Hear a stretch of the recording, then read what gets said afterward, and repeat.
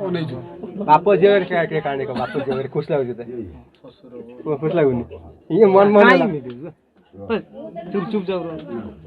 खुशी खुशी बहुत खुशी बहुत खुशी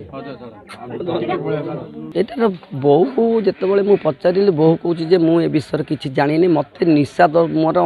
माने अज्ञान हिसाब से मुझे जनक घरे पहुँची से घरटा हूँ मो मामू घर मत किए नहीं जाइए जानी बर्तमान आम जो जगन्नाथ मंदिर को नहीं आसते बाहर करेंगे कि अन्न कौन करने उद्देश्य मुझे जानी आपंकर जगन्नाथ मंदिर साहाड़ार